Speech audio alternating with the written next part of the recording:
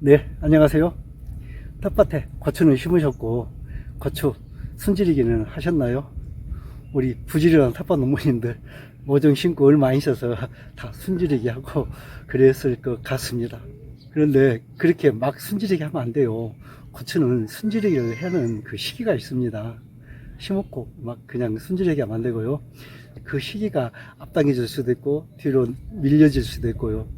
3주에서 4주 첫 방아다리에 꽃이 맺힐 무렵, 그때 방아다리에 꽃을 따고 순지리기를 하라고 그러거든요. 정석은 그렇습니다. 그런데 막상 고추를 캐 보면은 그렇게 해서는 안 되는 경우가 많이 있어요. 오늘은 고추 순지리기 하는 방법하고 그 순지리기 하는 시기 어떻게 해야 되는지 그에 대해서 말씀을 드릴게요. 고추 순지리기 하는 이유, 고추뿐만이 아니라 다른 작물들 순지리기 하는 이유는요, 여러 가지가 있어요. 작물마다 약간씩 좀 목적이 다릅니다. 예를 들어 수박 같은 경우는 아들줄기에서 수박이 열리기 때문에 아들줄기를 키우기 위해서 어미줄기 끝을 잘라주고 어미줄기로 가는 영양을 차단해서 아들줄기를 키우기 위해서 적심을 하는 것이고요. 참외는 손자줄기에서 달리죠. 손자줄기를 키우려면 일단 아들줄기를 키우고요. 아들줄기를 키워서 거기서 손자줄기가 나와야 되니까 어미줄기를 자르고 아들줄기를 받아서 또 아들줄기가 한 10마디, 12마디 되면은 아들줄기의 끝을 자르고 손자줄기를 나오게 해서 열매를 맺게 하는 그것이고요. 우리 고추하고 가지, 이 가지과 작물 고추하고 가지는 방아다리 원줄기가 갈라지고 그 갈라진 곳에서 꽃이 피고 열매가 맺어요. 그래서 원줄기를 잘라버리면 안 됩니다. 방아다리, 가지가 갈라지는 아래쪽 이 곁순만 제거해 가지고 그쪽으로 가는 영양을 방아다리 위쪽으로 보내기 위해서 순지리기를 합니다. 다르죠. 다릅니다. 고추는 모종을 심고 이 사이가 갈라진 곳, 방아다리에서 꽃이 피고 열매가 맺습니다. 그리고 이 곁순이 나오는데요. 곁순도 키우면은 자라고 고추가 맺기는 해요. 저도 고추 곁순을 키워가지고 재배를 해봤습니다. 그런데 이 곁순은 그 자체가 막 웃자라듯이 막 길게 크고요. 열매는 실질적으로 이 원 줄기에서 맺는 것보다는 더 부실합니다. 그래서 이 곁순들을 다 제거를 하고요.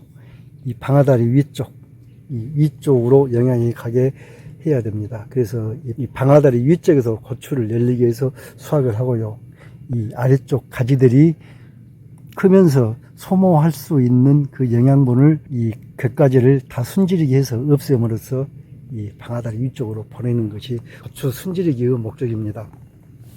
예.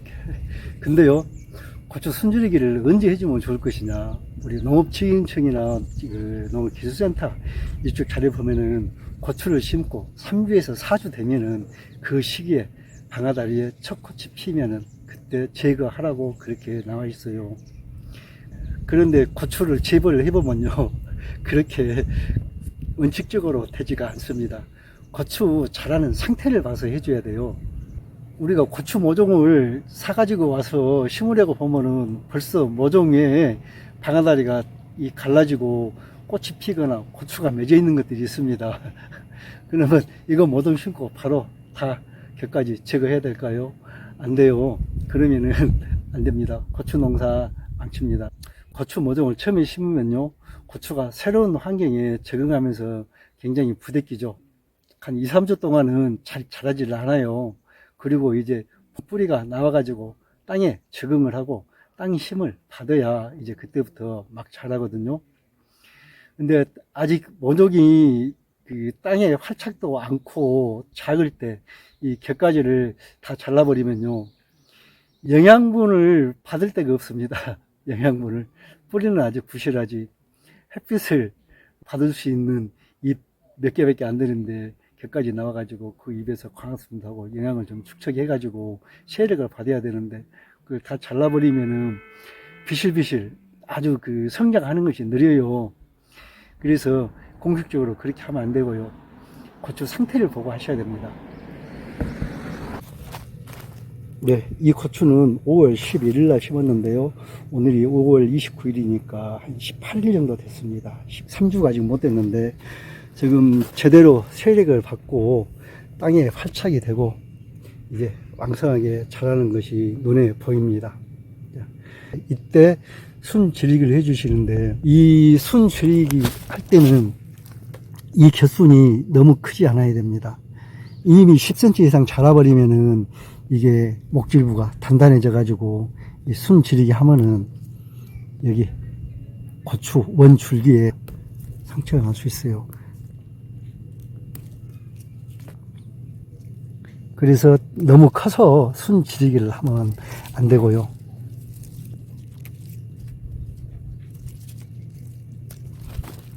또 처음에 말했다시피 아직 고추가 충분하게 활착이 안 되고 땅심을 못 받고 아직 곁가지가 작은데 미리 이것을 제거를 해버리면은 성장이 멈춰버리고 아주 이제 성장이 느리죠. 그래서 그해 고추 수확량이 많이 줄어들 수 있어요. 네, 그래서 이 순 지르기 하는 시기가 굉장히 중요합니다. 너무 일찍 순 지르기를 해버리면 고추가 충분하게 체력을 못 받고 이 자라는 게 더딥니다.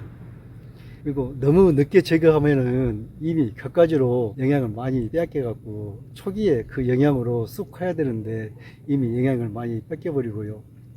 또 곁가지가 10cm 이상 커 가지고 단단해지면은 그걸 제거하면서 원 줄기의 이 목질부가 상할 수 있습니다. 그래서 너무 늦게 제거도 안 돼요. 보통 이제 경험 많은 우리 텃밭 농부님들이 보면은 이 충분하게 활착이 되고 세력을 왕성하게 받고 있다는 걸 알고 그때 제거하면 되는데요. 그렇게 경험이 없으신 분들은 그 곁가지가 한 3에서 5cm 이 정도 자랐을 때 제거를 하시면 되겠습니다. 네, 그리고 이 곁가지를 제거하는 방법은요, 우리 그 농업진흥청 농소라 같은데 그런 거 자료를 보면은 이 본잎은 놔돌아갑니다. 언제까지? 이 고추가 충분하게 세력을 받고 자랄 수 있을 때까지 일단 곁가지는 제거를 하고 이 원줄기에 있던 잎은 놔둬서 계속 광합성을 해서 이 고추 성장에 도움을 주게 하라고 그러거든요. 그리고 어느 정도 자라면은 이제 이 이파리를 다 훑어서 따라고 그래요. 근데 우리 이 텃밭에 몇 포기 키우신 분들은 그렇지만은 대량으로 크신 분들은 그렇게 하지를 못하죠. 제 지금 텃밭 앞에 저보다 10일 정도 심었고 일괄적으로 다 훑었습니다. 이파리를 그렇게 본잎 남겨두고 이 곁가지만 제거하고 나중에 하고 할 수가 없어요. 저렇게 많이 농사 지으신 분들은. 저도 마찬가지입니다. 지금 이쪽에 한 80포기 정도 심었는데요. 80포기 정도 심었는데 이거 곁가지 제거하고 이렇게 남겨놓았다가 나중에 다시 또 저 이파리 제거하고 이건 너무 번거롭습니다. 제거하실 때 한꺼번에 그냥 싹 제거합니다. 저도 이거 한 20개 정도 심었을 때는 일일이 하나씩 정성스럽게 이렇게 했는데요. 지금 이 정도 심으면은 할 수가 없어요. 그래서 일률적으로 한꺼번에 쫙 훑어가지고 제거를 합니다. 예, 그리고 곁가지를 제거하면요, 아직은 부드럽습니다. 그 곁가지 모아서 데쳐가지고 고추잎 무쳐 먹으면 맛있죠. 버리지 마세요. 버리면은 이 바닥에 떨어져 가지고 거기에 균들이 달라들고 특히 그 곰팡이균들, 탄저균들 와가지고 거기에서 번성해 가지고 나중에 고추한테 피해를 줄 수가 있어요. 그러시니까 먹든 안 먹든 싹 훑어가지고 봉지에 담아서 다른 곳에다 버리시고요.